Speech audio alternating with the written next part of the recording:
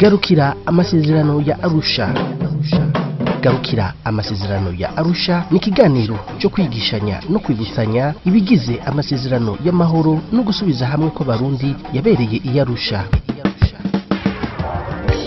Garukira amasezerano ya Arusha ni ikiganiro mutegurirwa n'itorero Burundi mukagishikirizwa n'ikinyamakuru Remesha ku munsi wa kabiri.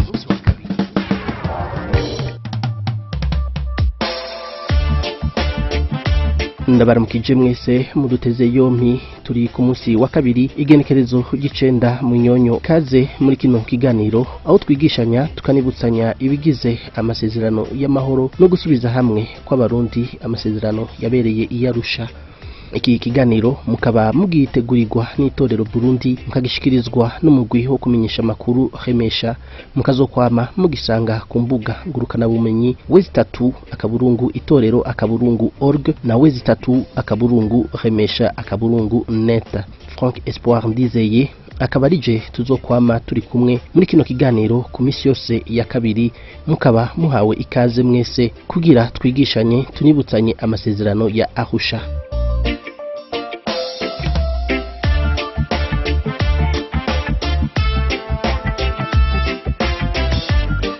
Igihugu cy'u Burundi kimaze imyaka 6 mu njyane inyuma y'imyerekano yatanguye kuwa 2026 ndamukiza mu mwaka w'2015. Abokingiye abanyagihugu akaba aribo babacucagiramwo amasase bakabagandagura bene umurango babona barungitswe n'umugambwe wa CNDD-FDD uri ku butegetsi. Abarundi ibihumbi n'ibihumbi barataye izabo, banyaga ayabo, barahunga. Ugwaruka n'abadaharanira inyungu za politike babandanya bapfa bahangana n'intagondwa za CNDD-FDD, mu gihe inyendamuvano ya Ndyogo ari ukutabwirwa no kutumva vya CNDD-FDD bagahonyanga amasezerano ya Arusha n'ibwirizwa shingiro riyakomokako. Byose byatanguriye mu gushaka kwitoza mu kiringo ca gatatu cy'uwahoze ari umukuru w'igihugu umuhisi Petero Nkurunziza, maze abanyagihugu n'abadaharanira inyungu za politike bavyamirira kure kuko byari binyuranye n'ivyanditswe mu ibwirizwa shingiro ryo ryemerera umukuru w'igihugu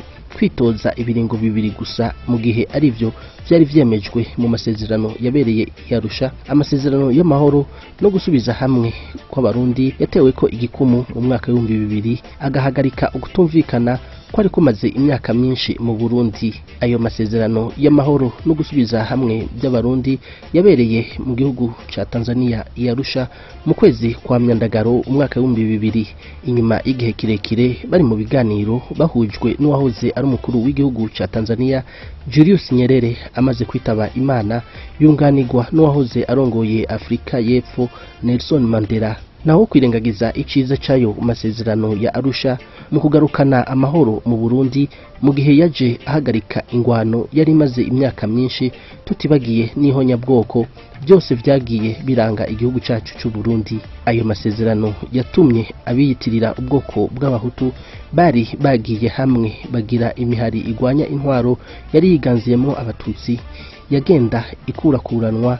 Ayo masezerano atuma bose baja hamwe, bamwe bagashira hasi ibigwanisho, bakaronka akaryo ko kwinjira mu burongozi bw'igihugu, maze intwaro y'u Burundi ishirirwaho amasezerano azoyiranga ku buryo bose, yaba Abahutu yaba Abatutsi, botwara bakishira bakizana atawutoteje uwundi, hakaba demokarasi canke intwaro rusangi mu nzego zose, Abahutu n'Abatutsi bagasangira. Ivyo byose twabikesha ayo masezerano ya Arusha.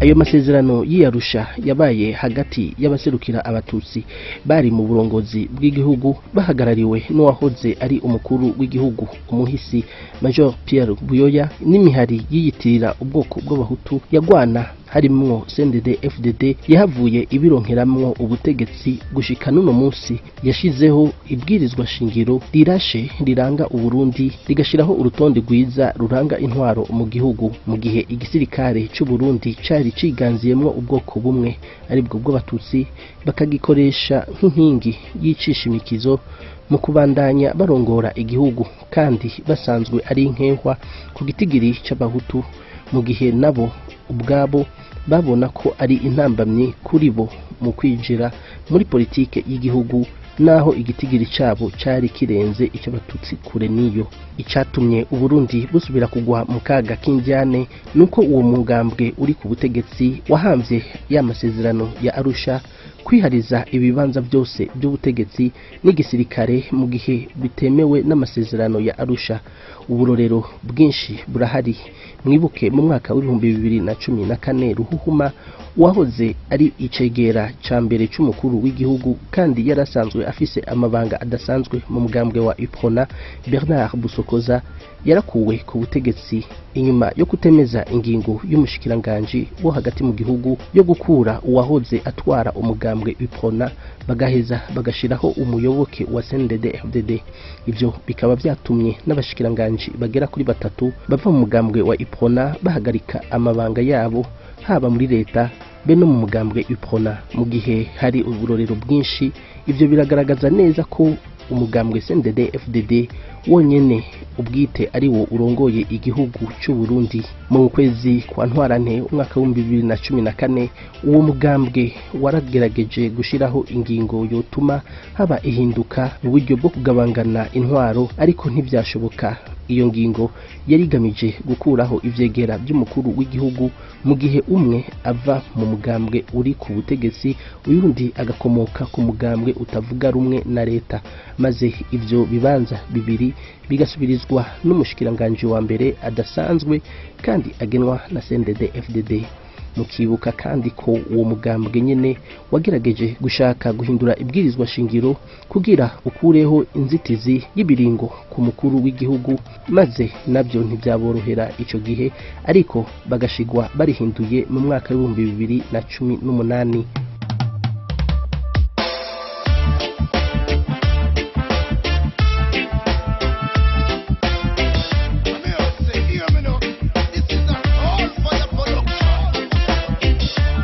Nuko ntivyahereye aho. Mu kwezi kwandamukiza umwaka w'2015 uwo mugambwe umaze kubona ko mu nama nshingamateka biwutaye ku amazi, wahavuye ushikiriza abanywanyi bawo ingingo y'uko Nkurunziza yokwitoza ubugira gatatu.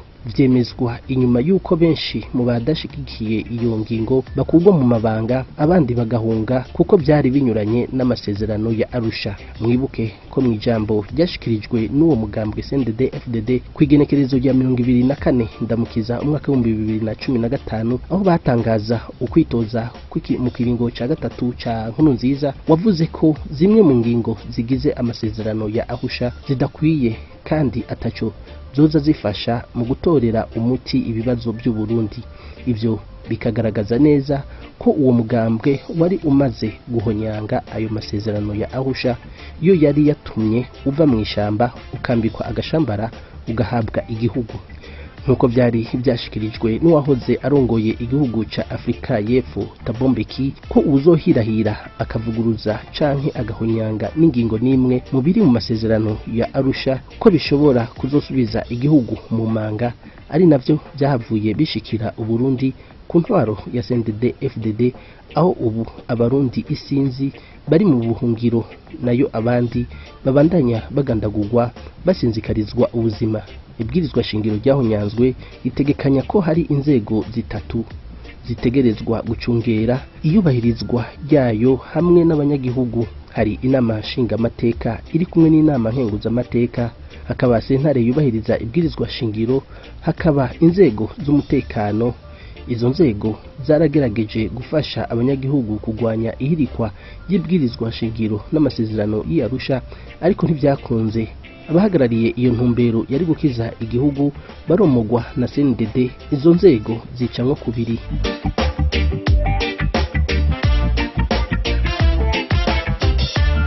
Ndabashimiye mwese mwari muduteze iyo iki kiganiro mugitegurirwa n'itorero Burundi, mukagishikirizwa na Remesha Magazine ku rubuga ngurukana bumenyi www.itorero.org. Murahasanga inyigisho nyinshi kuri kahise k'igihugu cy'u Burundi n'uturorero tw'intwari nyinshi zagize ico zimarira umugabane wa Afrika. Franck Espoir NDIZEYE nije nariko ndabashikiriza iki kiganiro. Ufise icubaza udatahura ku masezerano ya Arusha canke uterera mu kiganiro utwandikira kuri ndizeye 87@remesha_net. murakoze. Garukira amasezerano ya Arusha. Garukira amasezerano ya Arusha ni ikiganiro cyo kwigishanya no kwibutsanya ibigize amasezerano y'amahoro no gusubiza hamwe ko Barundi yabereye i Arusha. Garukira amasezerano ya Arusha ni ikiganiro mutegurirwa n'itorero Burundi mukagishikirizwa n'ikinyamakuru Remesha ku munsi wa kabiri.